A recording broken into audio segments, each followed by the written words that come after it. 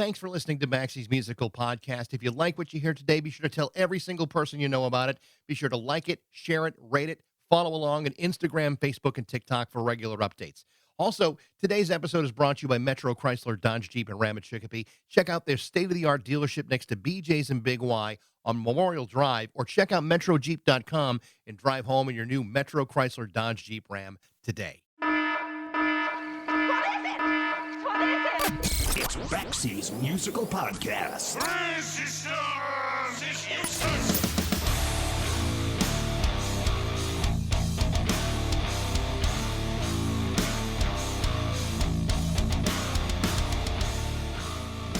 So there have been a handful of occasions in my life where I heard a song that completely stopped me in my tracks. Sometimes it may have been the melody of the song itself. Other times it may have been the lyrics or a guitar riff.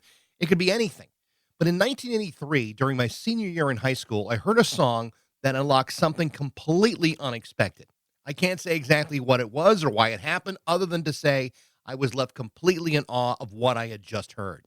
The name of the song was Don't Go by the British synth-pop duo Yazoo, or as they were called here in the United States, Yaz. Now, because I grew up south of Boston and Hall of Famer Carl Yastrzemski was one of my baseball idols, I chose to stick with the name Yazoo just to alleviate any confusion. Either way, the point was this.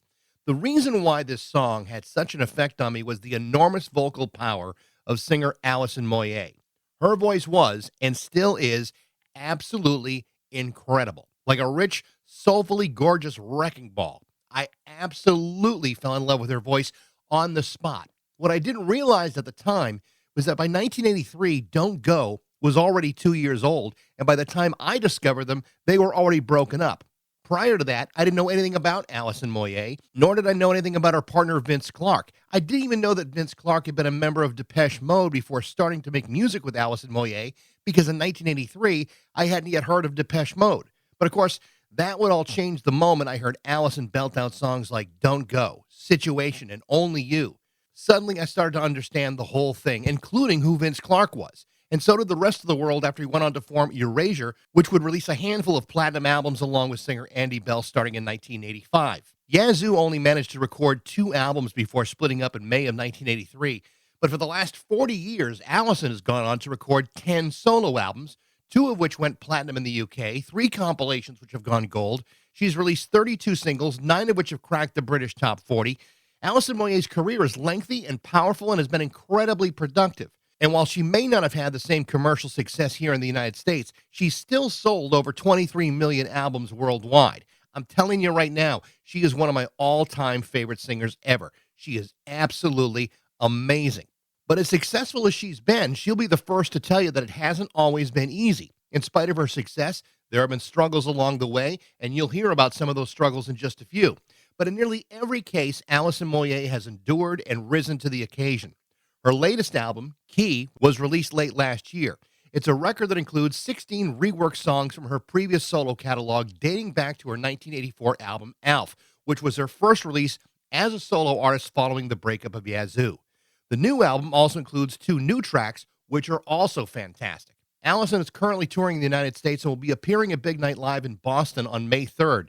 Now, I should point out that Alison rarely grants interviews, yet for some reason, she agreed to do this one. And so it is an absolute honor to speak to a woman whose voice continues to give me chills and goosebumps for the last 43 years. This is my conversation with the insanely great Alison Moyet on Baxie's Musical Podcast.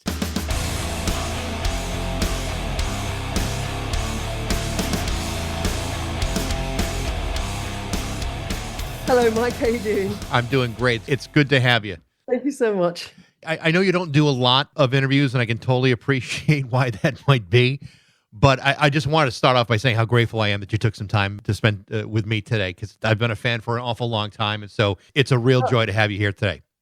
Brilliant. It's a pleasure. Thank you for having me. So I want to start off by talking about the new record, Key. It came out in October. It's a collection of songs from your solo career, reworked and updated, and it's incredibly well done.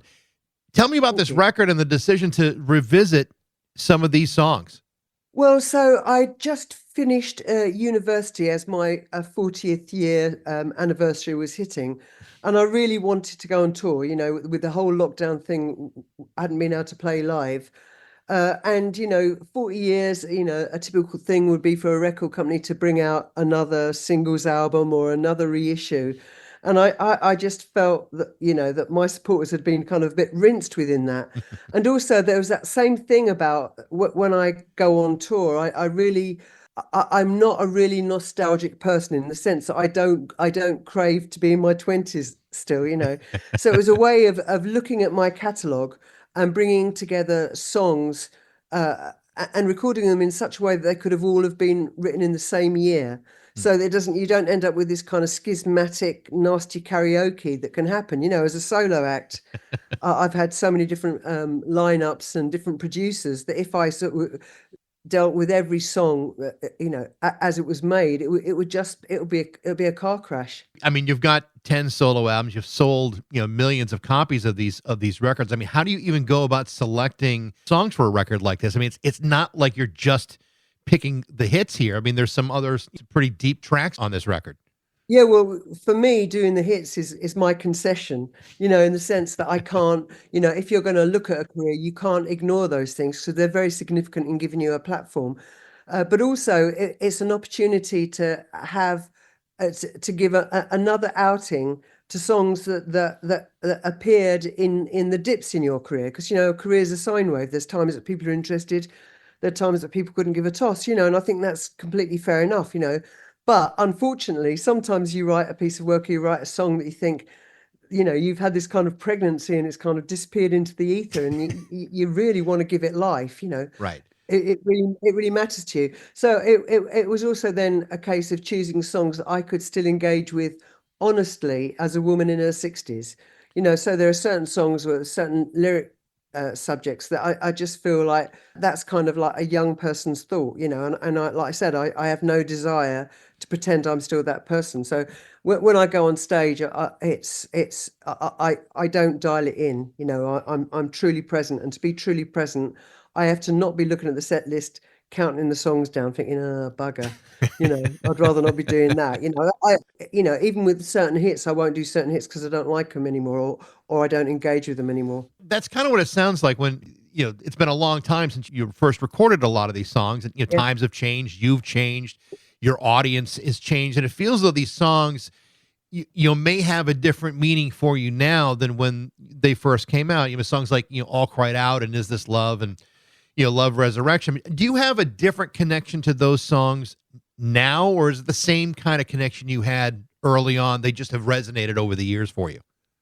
I think I probably have a better connection with them now than I used to, and that's because with what I didn't realize, because I never really had kind of role models or other people's careers that I sort of set my own upon. I'm someone that's constantly distracted. I'm interested in trying different stuff all the time, and so when I made my first solo album, in my head it's like, okay, I'm going to do this, it's great, and then I'm going to potter off on my own sweet way and do something else. And the trouble is, when you get a hit, is you get really boxed in, and I think it's really unfortunate when you get a parameter put around you when you're 21, because we know that we're so many different people in our lives. We've got so much growing still to do and learning, and I didn't want to stay in that pit, and I kind of almost blamed my hits for that, so there was a long period of time that I just resented them. Later on, then you understand, well, actually, they give me a complete freedom, because the very fact that I earned a decent living by making those records meant that I had years where I could just say no, because I don't really care about money. I don't want to, rule the world. I don't need to be an A-list artist, and I never have. I want to stay interested, and the fact that those existed meant that I was in a position where I could carry on working when people were really interested in me and when people weren't. There's a couple of previously unreleased tracks on the record too, Such Small Ale and The Impervious Me, which I really, really liked a lot. I mean, just thought, vocally it was really beautifully done. Tell me about those two songs. So I very much, I had a very short amount of time. I literally graduated because during lockdown, I dropped out of school at 16 and didn't have any exams, so I wasn't qualified to do any jobs, and it was always one of those things that I thought I'd do, and every year I thought my singing career would be over, and I'd do it, and it never happened. So when lockdown happened, I decided to go to university, and and things with me is I deep dive, it's like it's all encompassing, and I was working really, really long hours at my course, and hadn't kind of dealt with music at all. But when I came out, and like I say, it was I came out of doing that, and it was around the 40th anniversary. It was really important to me that this wasn't seen as one of those things that people do when they have, hit a line. They have no more impetus. It was very important for me to show that this is a continual journey, and obviously I don't have another 40 years of doing it, and of course, the voice is going to give out at some point. That's not unrealistic. It goes everyone ends up talking like this. So at some point it's going to go. But it was really important for me to include new material, so that it wasn't, it just wasn't in a bracket of started, ended. And I've become really, over a good few years now, really lyric centric. Becomes, words are very, very important to me, and it's very important to me to write songs with the thoughts again of someone of my age. And often the assumption is for young people, you get to 60 or whatever it is, and you become asinine, and you just, want to picket fences and the telly. And it's like, there's so much more to offer the narrative as an older person. And in pop music, it's like the only arena really where that kind of idea that it stops happens. I mean, a writer, or a painter, or any other kind of artist, you recognize that with every given year, the narrative becomes bigger. You get a greater vocabulary and a greater sense of your craft. And that's certainly the truth for me. I know that I'm a better musician now than I was then. And I know that some people won't see it that way. And I think that's okay, because that's unimportant. You have to get to the stage where you trust your own voice, and who knows more about me than I do. And it's interesting that, here you are in your early 60s, and you finally have a career to fall back on, which is, your family business in printing, which is what you went back to school for, right? I did fine art printmaking. That was a kind of funny thing. Like, I didn't say, but like you said, it's a family thing. There's generations of the paternal line that have done printmaking, but in the 70s, it was very union based, and the unions were very male centric. And I remember saying to my dad, who was like a real patriarch, French man, when I left school, I'd like to go into the print. He said, "No, Ella, no, close shop, no, we mean." And so it was like one of those things that sort of really stuck with me. And having grown up around the smell of ink and the touch of this paper, and my dad was a very good lithographer, and he worked with the Kerwin Press, which was quite a renowned lithographic studio in London. And so we lived in this little council house, really unassuming council house, and he would bring home these real fine art prints that he'd made. So it would be like, we'd be surrounded by shitty furniture with just incredible works of art on the wall. I've been listening to the podcast Alison Moyet, 40 Moyet Moments, and in all honesty, I haven't quite finished it yet because there's 40 of them. It goes, yeah. But but one of the things that comes across so strongly, especially in the earlier episodes, I just thought it was really interesting, was that in spite of the early successes that you experienced, there was a sense of part of it that you were maybe somewhat unprepared for the fame and the attention that you were receiving. I don't think a lot of people understand the scope of what fame can sometimes really mean, and how self-conscious it can make someone feel to be suddenly on display. How have you dealt with that over the years? I know it wasn't an easy thing to do early on. No, I mean, you're right. It's really shocking, especially for someone like me, who was always a bit of an outsider, who well, I guess, a lot of the attention I did get was quite negative, because, people thought I was a wrong un or whatever, and wasn't going to kind of go anywhere. So in some ways that did prepare me. What it doesn't prepare you is for the scale of the humiliation that it can be. The fact that the people that witness it are going to be so much more, as well as all this really positive affirmation that sort of like suddenly came out of nowhere, which I felt even more discomforted by, because it's like, I don't get it. How could last week I've been this, this freak, and this week you want to speak to me? The whole thing was completely unnerving. But at the same time, it also, if you endure, it actually saves you, because there's very little that anyone can say to me now that shakes me. Do you know what I mean? It's like there's very little that I can be genuinely offended by. I'm offended by people's desire to hurt another human being. That offends me. But in terms of, the content of whatever it is, it doesn't touch the side. So I rarely get laid low by any of that. I don't need other people's affirmation. I don't need to be lifted, like I say. It doesn't mean to say I don't like it, but I don't need it. And to be true, to truly understand your art, you've got to trust your own voice, like I say, and that's enough for me. You were also fairly young too. I mean, this is happening very early in your 20s. I think Oh, you're like, well, I was 20 when I record, yeah, first recorded, and 21 when the first record came out, and also pretty immature as well at the same time. It's like I wasn't. I even hate to say I'm ADHD and all those kind of things. It's well known fact that people with those kind of conditions tend to be a bit immature, and I think I was. I know I was a bit. I was that. I wasn't prepared for the greater world, and I didn't socialize in those kind of places. And when you're kind of unread and not particularly well educated, and you also look a bit odd, and you can't do the social niceties, suddenly being out in this place with the beautiful people where everyone seemed to know how to network and speak to one another, I felt like an entire freak, and I could see it in their eyes. I could see that, you freak, I could see that, and it was just like, I just want to be out of here.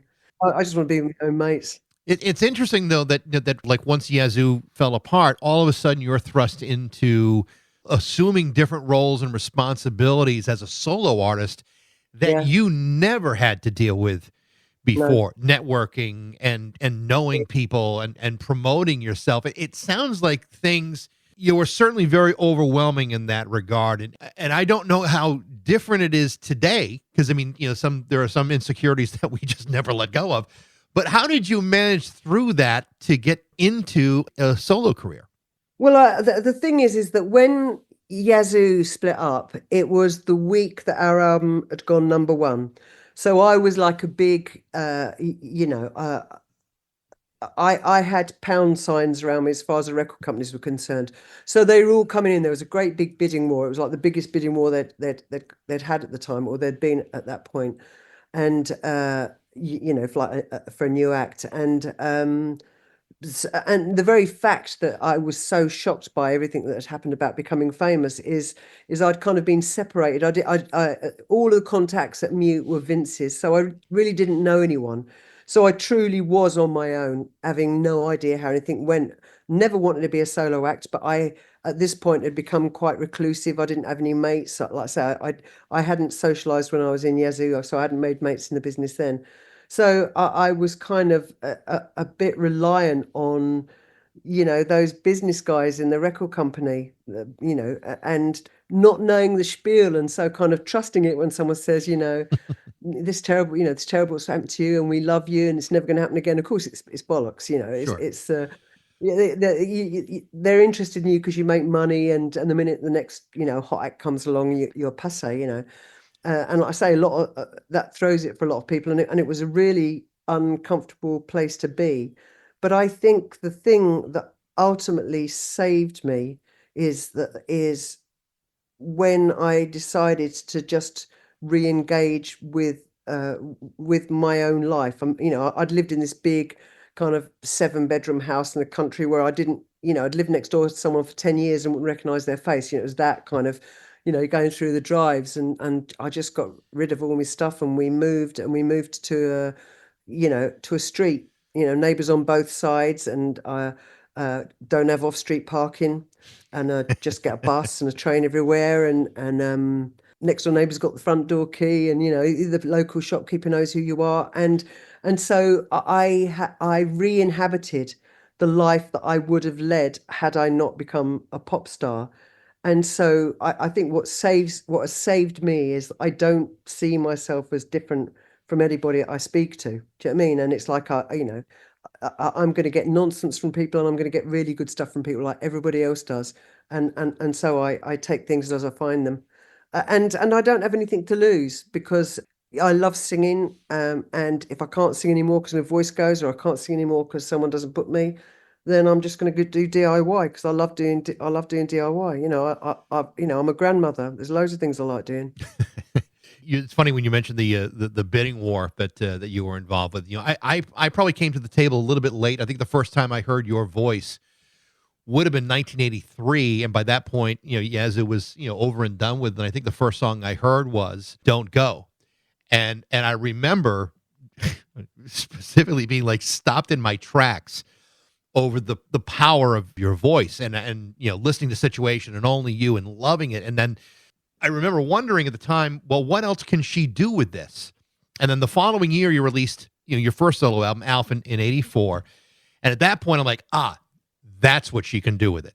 That's something that you've continued to prove over the last 40 years, what you've been able to do with this magnificent instrument of yours that is connected so deeply to people. I mean, no offense to Vince Clarke, but when people heard those early records, they weren't saying, wow, listen to those keyboards. They were saying, holy cow, listen to that woman sing.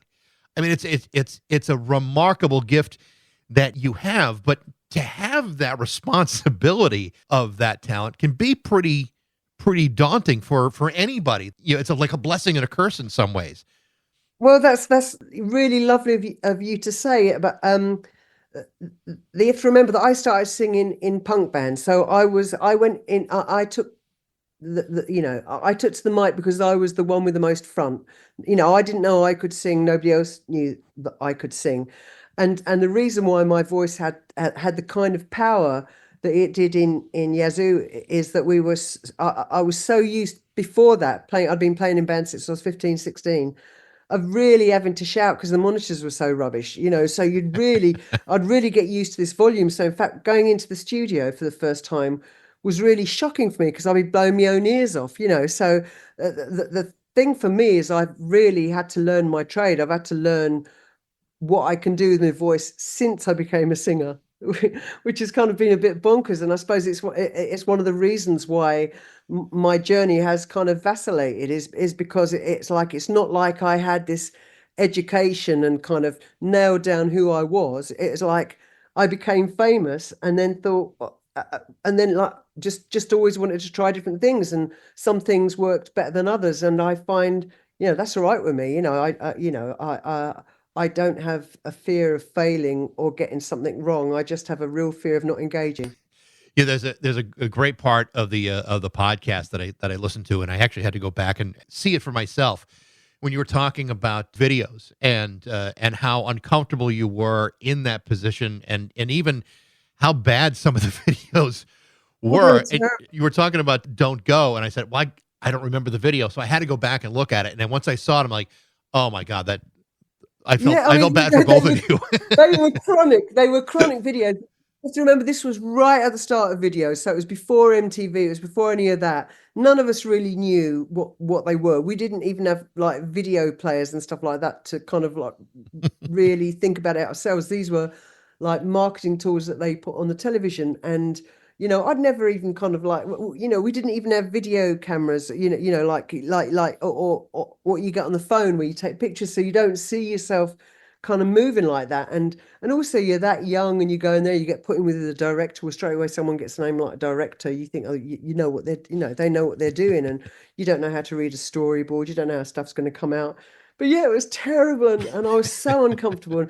And this again predates having stylists or any of that stuff. And I look at the first couple of singles we had out on Yazoo, that I hadn't even been given any money. So I'd gone from never earning more than 15 quid a week.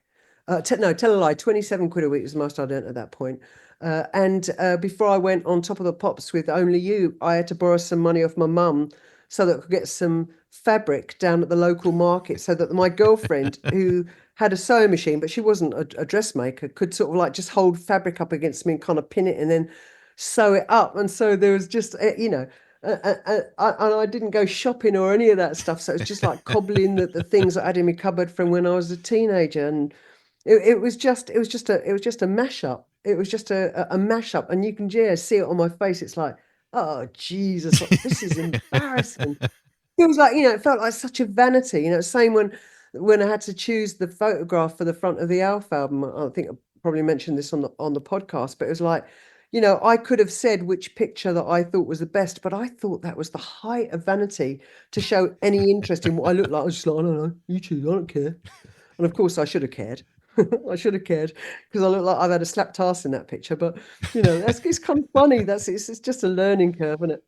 But it's funny, even in spite of how you feel about the cover or whatever, that album when it came out, Alf in '84, was a huge success. It went multi-platinum in the UK, the platinum in Germany. It sold well all over the world.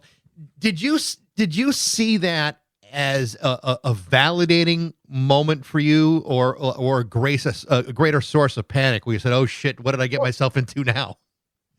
No, again, in those days, because there wasn't social media and all that, you weren't kind of completely connected to it.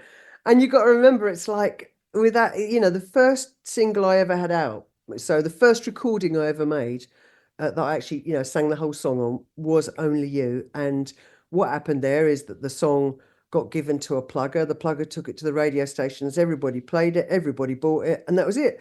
So it was like, I just thought that was kind of like the norm because I'm not looking at anybody else. Do you know what I mean? And so those things didn't really shock me. I mean, I didn't even know how much you earned from records. I mean, obviously I was earning it, but I didn't really care much to look. And, I was still living at my mum and dad's house.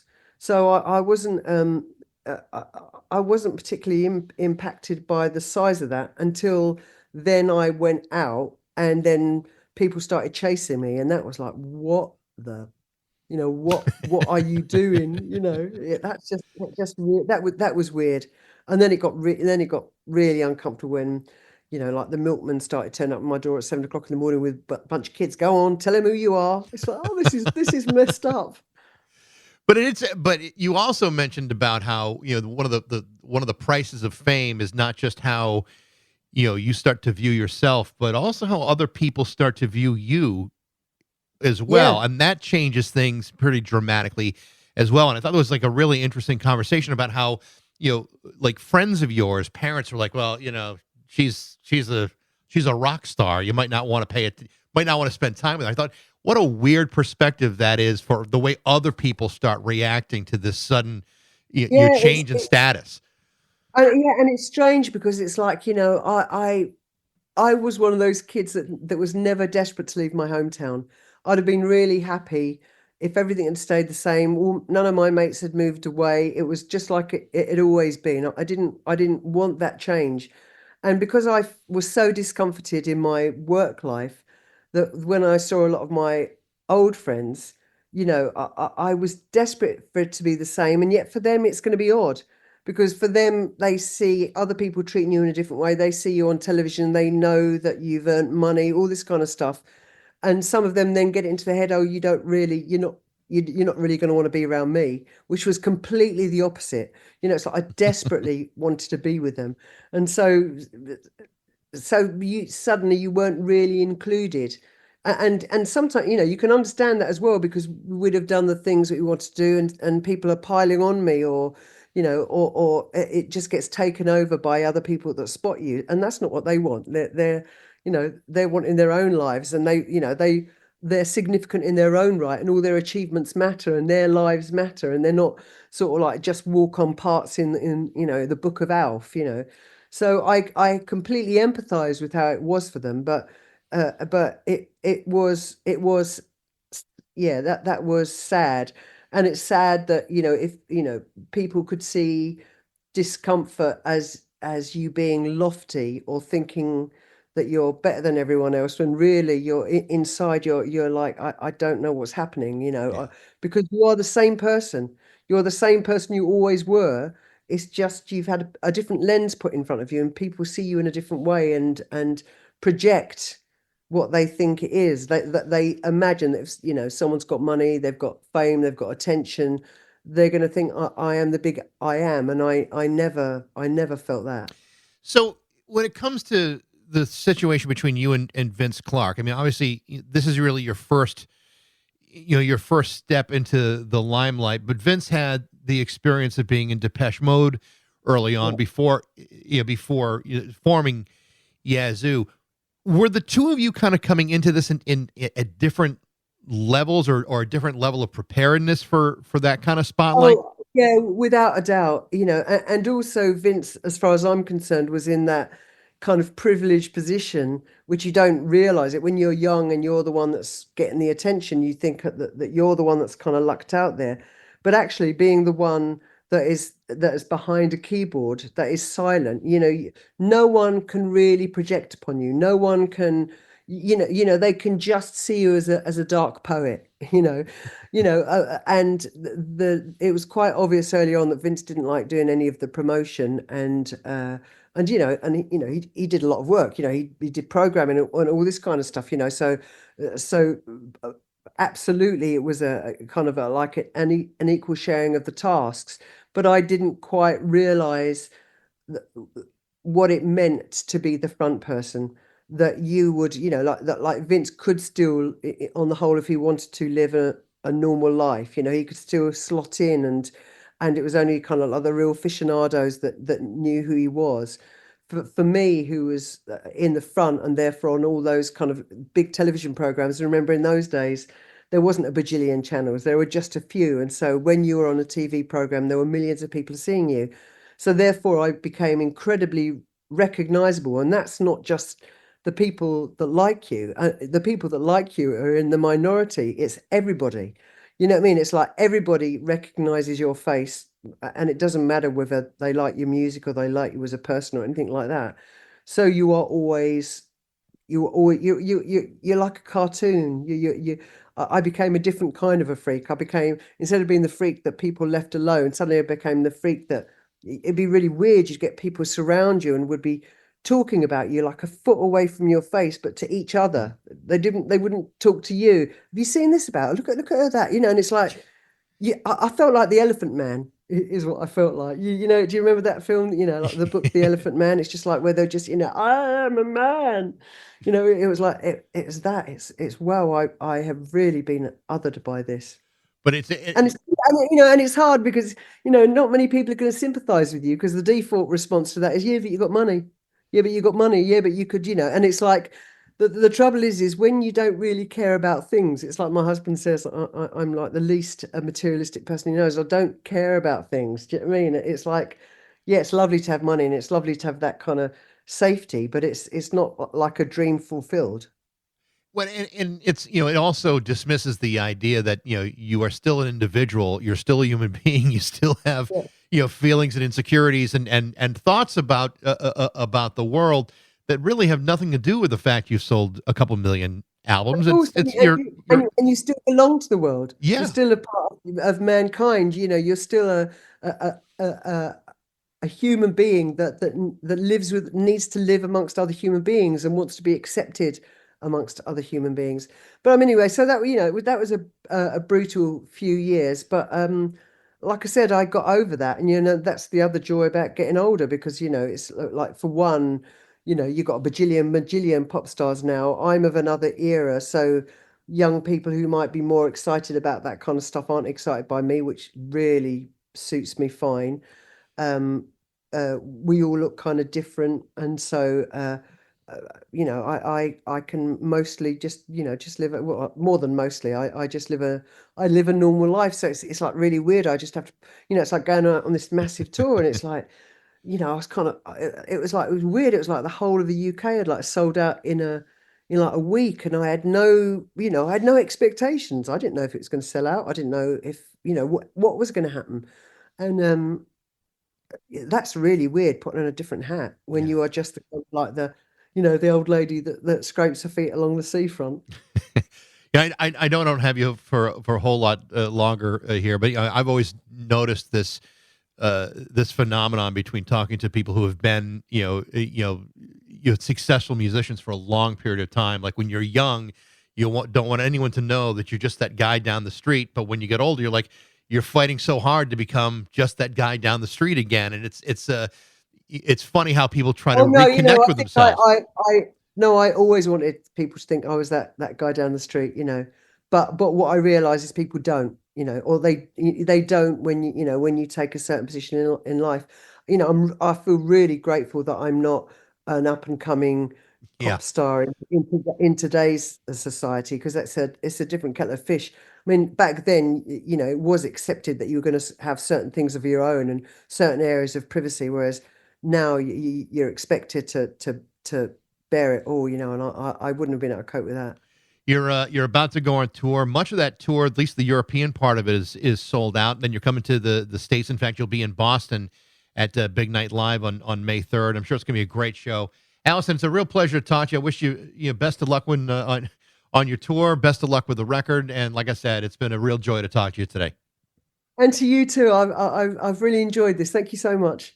I appreciate it. Thank you very much. Take care. Yes, take care. Bye. Bye-bye now. The name of Alison Moyet's latest album is called Key, and she'll be at Big Night Live in Boston on May 3rd. Thanks for listening. I hope you enjoyed it. If you did, you can always email me at bax@rock102.com. I'd love to hear what you think. Thanks to Metro Chrysler, Dodge, Jeep, and Ram at Chicopee for their support, but most of all, thanks to you for listening to Baxie's Musical Podcast.